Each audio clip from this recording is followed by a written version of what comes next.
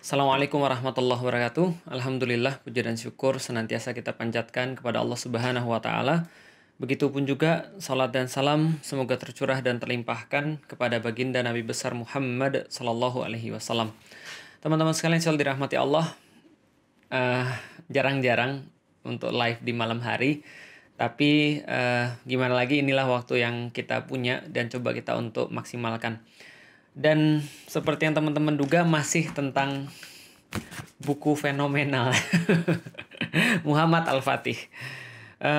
Saya punya buku Muhammad Al-Fatih ini ada tiga jenis ya, tapi semuanya sama. Jadi kalau teman-teman nanya tentang apa bedanya sih cover yang satu dengan cover yang lain, itu cuma ganti cover aja, karena dalam perjalanan buku ini sudah ada 3 cover buku Muhammad Al-Fatih. Ini yang pertama, ini cover yang paling awal. Kalau teman-teman beli tahun 2011-an, 2012, 2013, nah ini punya cover yang ini.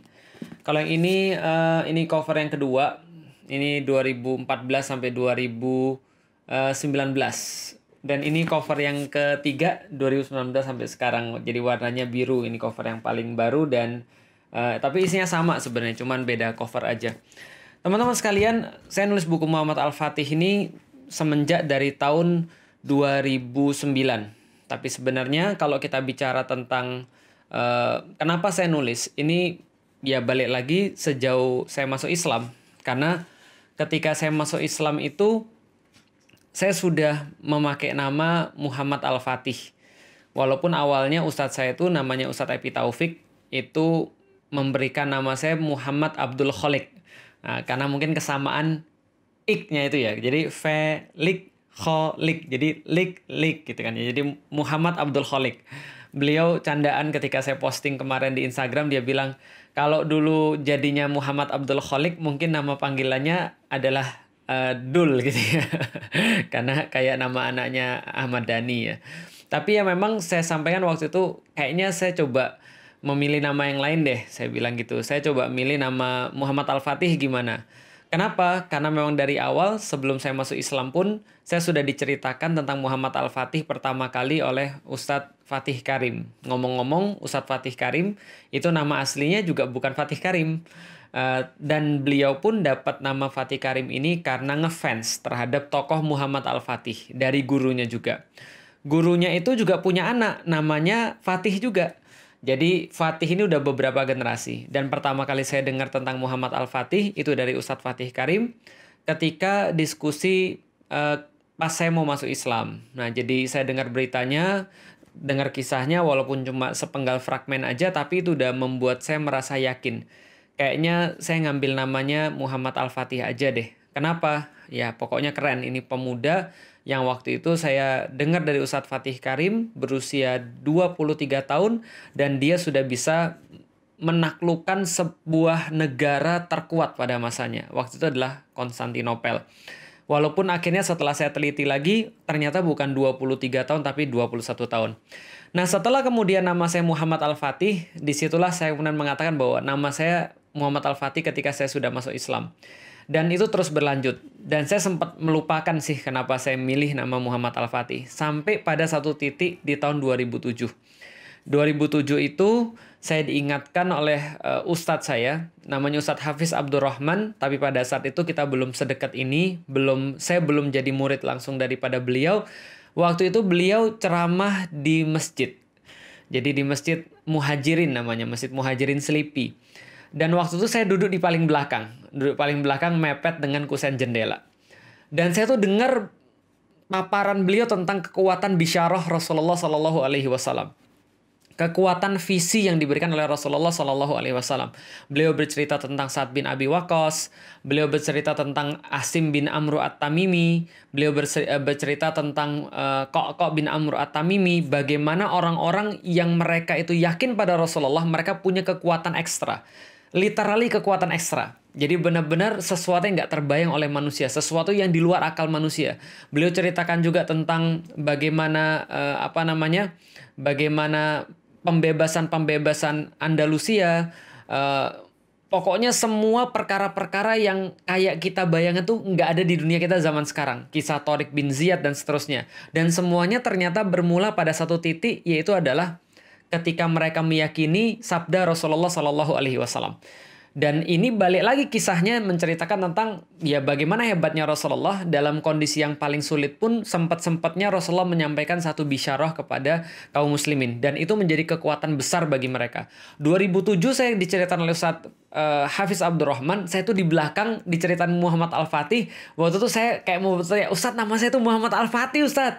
Tapi saya nggak berani. Kenapa ya? Karena waktu itu ya saya bukan siapa-siapa dan saya cuma orang yang memilih nama Muhammad Al-Fatih tanpa ngerti 100% kenapa Muhammad Al-Fatih ini saya pilih dan cuma gara-gara keren aja. Beberapa fragmen saya katakan keren.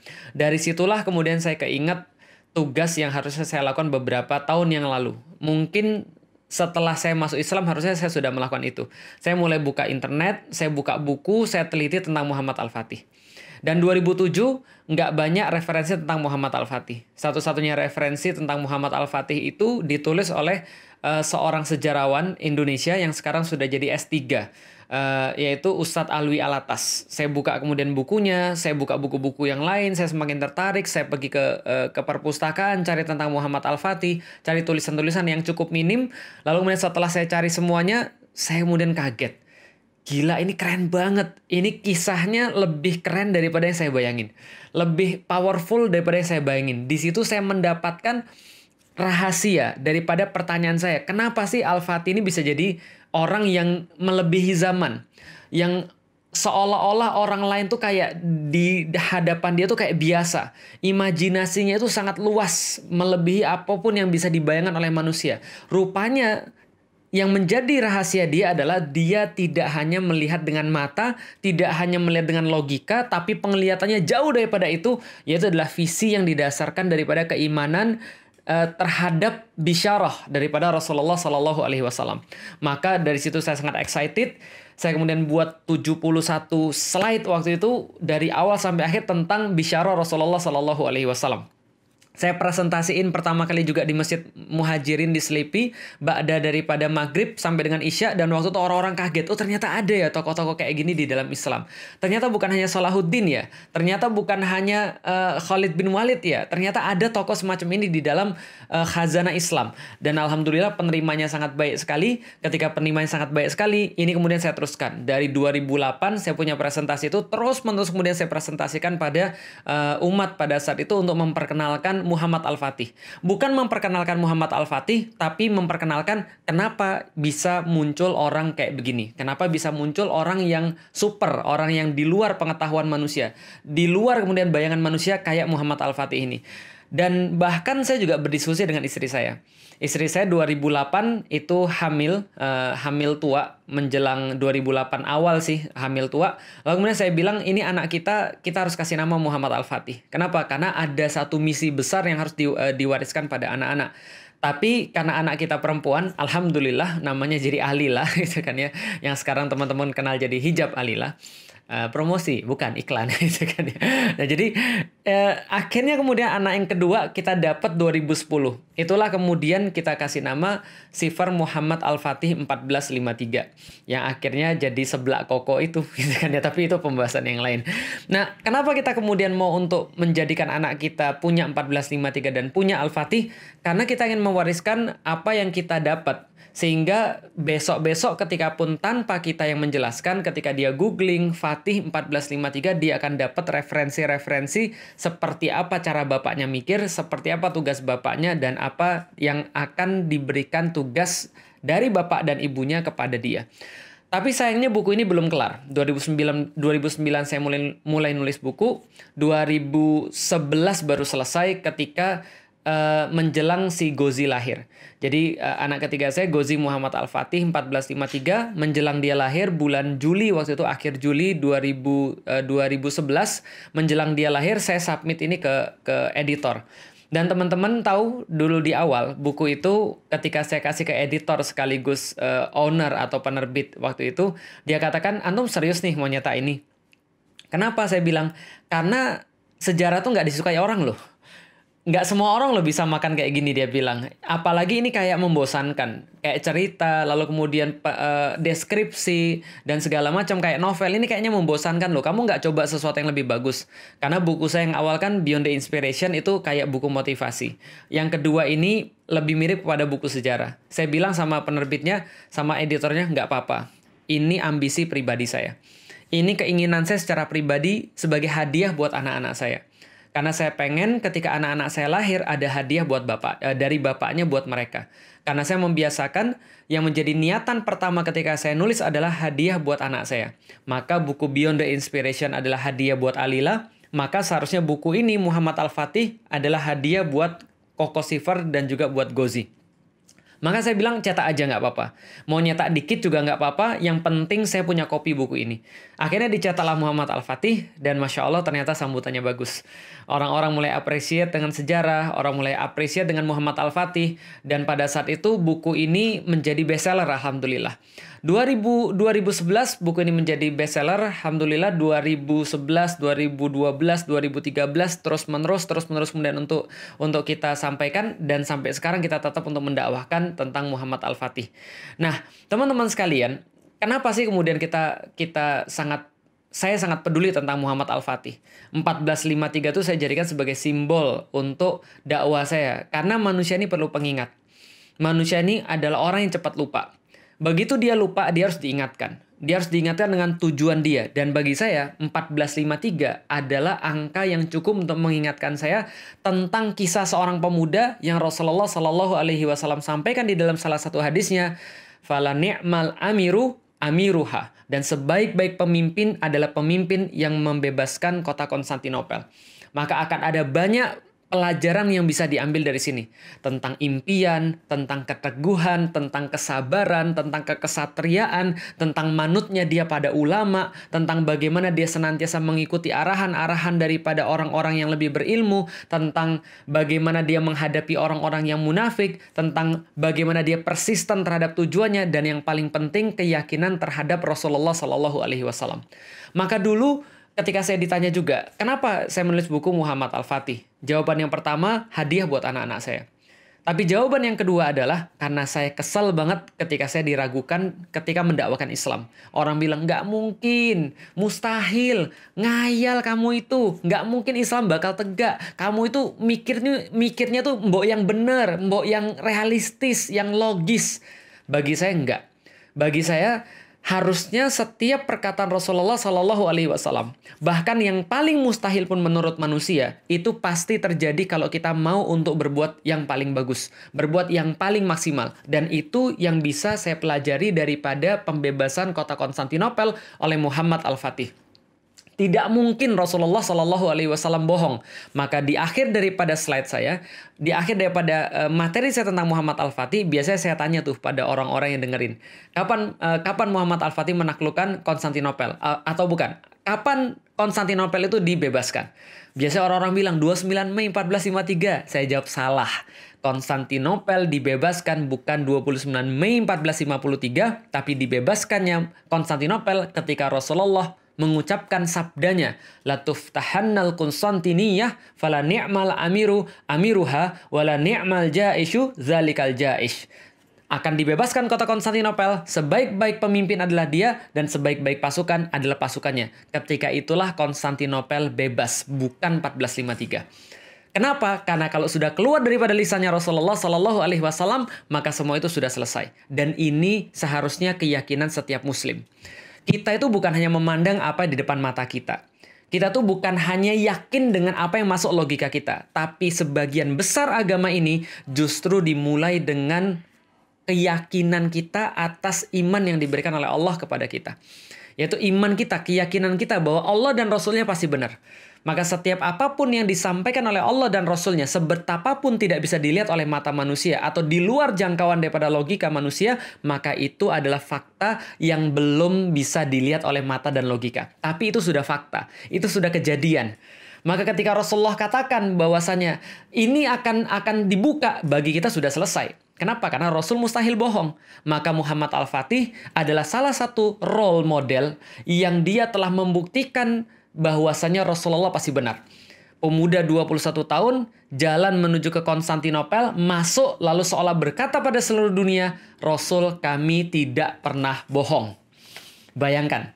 Jadi bayangkan bagaimana kemudian mental seorang muslim ketika dia meyakini apapun yang telah disampaikan oleh Rasulullah Shallallahu Alaihi Wasallam.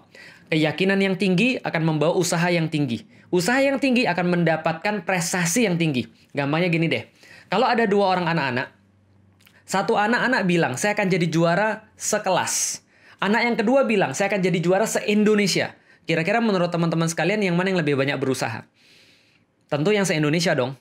Kalau seandainya yang se-Indonesia lebih banyak berusaha daripada yang pengen cuma jadi juara sekelas, tentu saja yang pengen jadi juara se-Indonesia itu lebih besar prestasinya karena dia lebih besar usahanya. Sama seperti kaum muslim. Itu yang membedakan antara muslim yang biasa dengan muslim yang istimewa. Muslim yang biasa, dia berpikir kecil, dia berpikir sangat pendek, dia berpikir sangat cupat, dia berpikir cuma dalam ya kayak kata dalam tempurung. Gitu maksudnya. Dia berpikir sangat sempit sekali. Dia nggak bisa diajak berpikir besar. Kalau berpikirnya cuma segitu-gitu aja, ya usahanya juga segitu-gitu aja. Dan muslim yang istimewa, yang dia punya keyakinan yang lebih besar, dan dia akan berbekal dengan yang lebih banyak, dan prestasinya akan lebih tinggi. Itu bedanya antara muslim yang biasa dengan muslim yang istimewa. Cuma masalah mental aja. Karena fisik kita semua sama. Kita dikasih 24 jam, kita dikasih hidung yang lubangnya 2, kita dikasih mata yang cuma 2, kuping juga 2, tangan juga 2, dan kemampuan manusia terbatas. Yang membedakannya apa? Yang membedakannya adalah level keyakinan, level mental. Dan ini yang diajarkan oleh Rasulullah Shallallahu Alaihi Wasallam dalam kasus Muhammad Al-Fatih. Itu yang kemudian saya inginkan untuk disebarkan.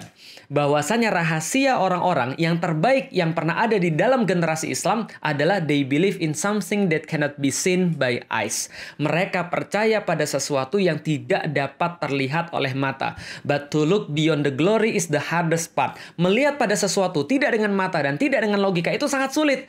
Makanya kalau ngajak ngomong orang yang cuma percaya pakai mata, yang cuma kemudian percaya pakai logika, yang kemudian yang diharapkan cuma masalah duit, yang diharapkan cuma masalah dunia, itu susah. Nggak bisa diajak ngomong orang-orang kayak gini, main nuduh aja. Lalu kemudian ya main ngomong kosong aja, main ngomong radikal aja, main ngomong intoleransi aja. Kenapa? Karena pikirannya terbatas. Saya juga nggak bisa ngomong ya. Kenapa? Ya susah juga ya. Kalau kita memang harus nge-push dia ya memang pikirannya cuma ya sependek dan sekecil itu gitu, sesempit itu gitu kan ya. Nah, jadi ya inilah kemudian hebatnya Islam ketika ngajak orang untuk berpikir besar. Kenapa? Karena badan kita nggak bisa lebih besar lagi daripada sekarang. Yang bisa kita besarkan hanya pikiran kita. Lah kalau seandainya mental dan pikirannya nggak bisa besar, ya itulah seperti kata di dalam tempurung. Dia nggak bisa ngapa-ngapain lagi, ya mentoknya segitu-gitu. Nah, jadi artinya balik lagi ketika kemudian saya menulis buku Muhammad Al-Fatih, ini yang saya inginkan. Saya pengen membuktikan pada orang-orang yang meragukan ketika kita bicara tentang kebangkitan Islam, ketika kita berbicara tentang peradaban Islam yang akan datang, kita berbicara tentang kebangkitan Islam yang pasti adanya, dan mereka mencemooh, mereka mengolok, mereka mengejek, kita katakan dulu juga sudah pernah terjadi seperti itu. Rasulullah juga digituin, Muhammad Al-Fatih juga digituin. Semua orang-orang yang berjuang itu semua digituin sampai mereka membuktikan apa yang menjadi kemudian hasil daripada perjuangannya. Dan bagi kita nggak terburu-buru. Kita nggak harus besok. Yang penting meyakini. Karena meyakini itu adalah sudah selesai. Sedangkan perbuatan kita hanya menyesuaikan. Itulah enaknya Islam.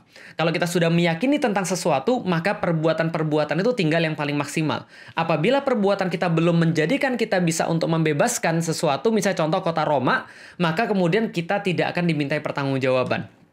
Kita sudah dianggap orang-orang yang sudah mencapai di situ. Sebagaimana kalau ada orang mau tobat, walaupun dia belum tobat, tapi niatnya sudah penuh mau tobat, maka dia dihitung sebagai orang yang sudah melaksanakan taubat. Itu yang kita pelajari di dalam Islam. Itulah kemudian kerennya Islam. Itulah kenapa saya mengambil Muhammad Al-Fatih. Dan itulah saya pikir kenapa awalnya ada orang yang kemudian pengen menjadikan buku Muhammad Al-Fatih ini sebagai sebuah bahan ajar. Kenapa? Karena ada mental yang pengen didapat di situ. Dan ini sekali lagi bukan soalan saya. Silakan ambil lagi yang lain. Nggak hanya Muhammad Al-Fatih, ada Nuruddin Zangki, ada Salahuddin Al-Ayyubi, ada kemudian Khalid bin Walid, ada kemudian kisah-kisah banyak sekali yang lain yang sama hebatnya, bahkan lebih hebat daripada Muhammad Al-Fatih. Dan mereka semua sama, mereka terinspirasi oleh Rasulullah Shallallahu Alaihi Wasallam. Maka hati-hati dengan siapa Anda terinspirasi. Kalau Anda terinspirasi dengan orang-orang yang kerdil, maka Anda akan menjadi orang-orang yang kerdil. Tapi kalau Anda sudah terinspirasi dengan Rasulullah Shallallahu Alaihi Wasallam, tidak ada satupun di dunia ini yang bisa menghalangi pemikiran Anda.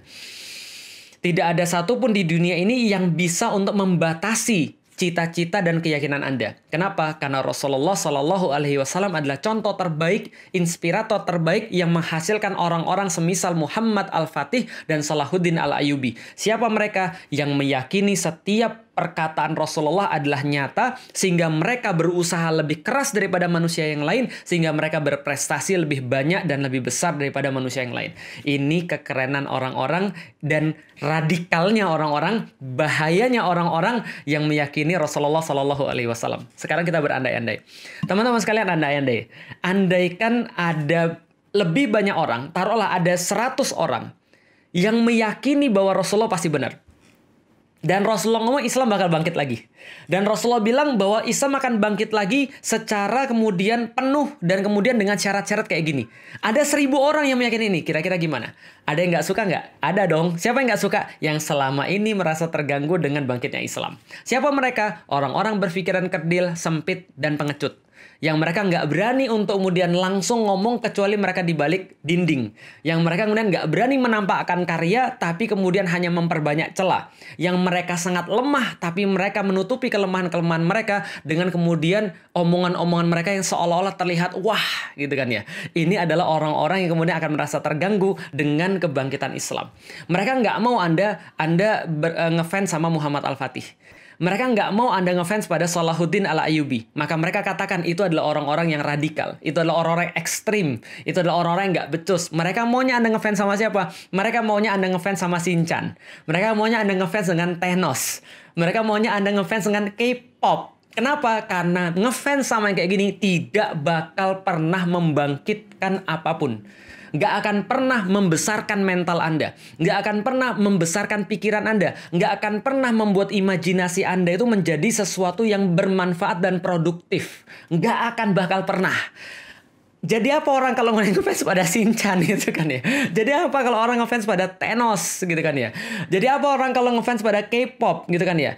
Apakah nanti akan dihisap tentang bagaimana cara untuk ngedance yang benar atau ngedance sampai nyanyi? Kan tidak.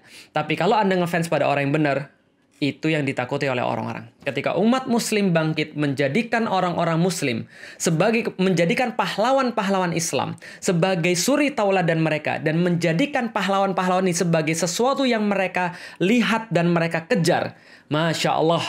Masya Allah, Masya Allah. Kita nggak ngerti lagi kalau seandainya ini kejadian bagaimana. Itu tugas saya dan itu kenapa saya nulis tentang Muhammad Al-Fatih. Dan ini saya juga nggak maksa dan saya nggak minta, saya nggak ngarep orang-orang yang berpikiran kerdil itu bisa memahami hal kayak gini. Saya nggak juga ngarep bahwa orang-orang pandir itu bisa sampai dalam level berpikir kayak gini.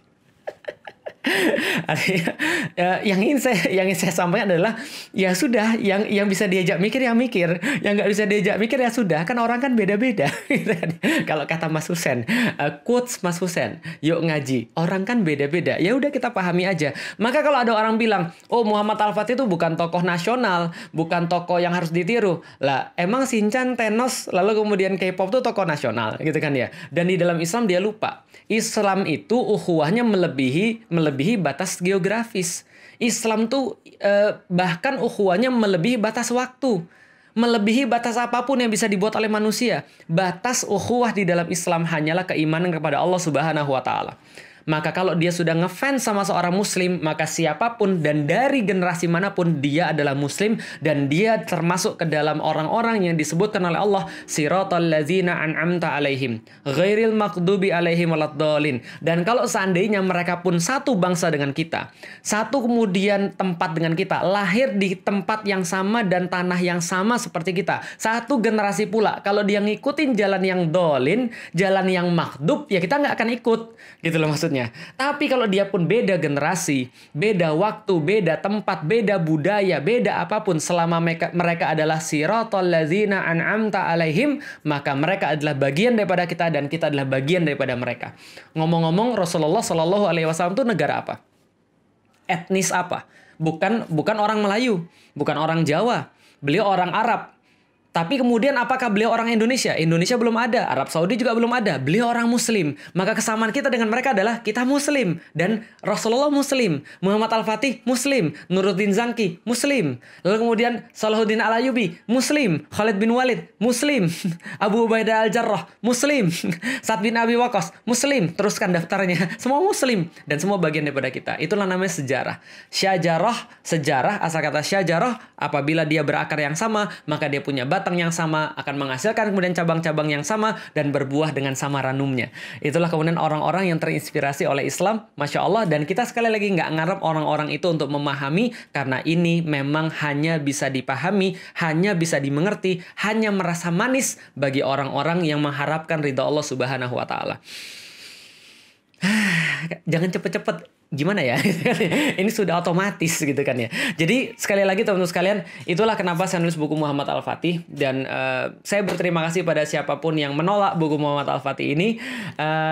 Tadi para pengecut-pengecut yang cuma bisa bersembunyi di balik kemudian akun-akun mereka, baik akun-akun itu adalah akun-akun anonim atau mereka bersembunyi di balik kemudian wewenang-wewenang yang sedang melindungi mereka pada saat ini. Tapi nggak ada masalah. Makasih banget, jazakumullah khairan. Tanpa Anda buku ini tidak akan pernah viral. Buku ini tidak akan pernah dikenal oleh orang-orang. Anda melihat dalam kebahagiaan dalam wajah saya gitu kan ya. Bukan karena penjualan ataupun apapun, enggak. Karena saya nulis dari awal buku ini, saya juga sudah sampaikan, saya nggak ngarep sama sekali. Kalaupun ada, alhamdulillah, tapi saya nggak ngarep sama sekali. Yang saya harapkan adalah ada generasi-generasi yang kemudian mengidolakan orang-orang yang benar, dan akhirnya mereka bisa kemudian beraktivitas dengan cara yang benar, dan Allah akan membangkitkan umat ini melalui generasi-generasi yang mereka meyakini bisyarah Rasulullah Sallallahu Alaihi Wasallam. Yang terakhir, saya ucapkan makasih pada teman-teman yang sudah baca buku Muhammad Al-Fatih, yang dari kemarin justru kemudian kayak memposting-posting untuk mengatakan stay radikal teman-teman sekalian. Oh, ayo kita tunjukkan bahwa kita tuh radikal dengan membaca buku Muhammad Al-Fatih. You are the man, Masya Allah. Anda adalah orang-orang yang keren banget. Lalu kemudian mengupload dan seolah-olah kayak nantangin gitu kan ya, bahwa ini adalah buku yang tidak mengakibatkan kenegatifan seperti yang mereka bilang. Kenapa? Karena zaman sekarang orang-orang yang mengatakan dan menuduh radikal itu punya kelakuan-kelakuan yang lebih ngeri, lebih sadis, lebih galak daripada orang-orang yang dituduh radikal. Baik teman-teman sekalian, terima kasih sudah menyaksikan live ini yang singkat ini. Kurang daripada 30 menit, mudah-mudahan bermanfaat. Dan insya Allah kita akan bikin, saya terinspirasi setelah ada viralnya buku ini, bukan terinspirasi, saya merasa perlu untuk membuat konten lebih banyak lagi. Dan insya Allah kita akan siapkan bagi teman-teman sekalian konten semisal dokumenter, film dokumenter, bukan film dokumenter sih, konten khusus tentang Muhammad Al-Fatih. Mudah-mudahan saya bisa mengupload untuk melengkapi beberapa konten Muhammad Al-Fatih yang sudah pernah saya buat di YouTube. Demikian teman-teman sekalian, terima kasih atas kemudian tanggapan teman-teman sekalian. Doain saya, doain Indonesia, doain kaum muslimin dimanapun mereka berada. Mudah-mudahan kita tidak menunggu Al-Fatih berikutnya, tapi kita menjadi Al-Fatih yang berikutnya. Karena Al-Fatih bukan nama, tapi Al-Fatih adalah gelar orang-orang yang meyakini Rasulullah Sallallahu Alaihi Wasallam, dan mereka diberikan kekuatan untuk mewujudkan apa yang Rasulullah Sallallahu Alaihi Wasallam janjikan kepada umatnya. Assalamualaikum warahmatullahi wabarakatuh.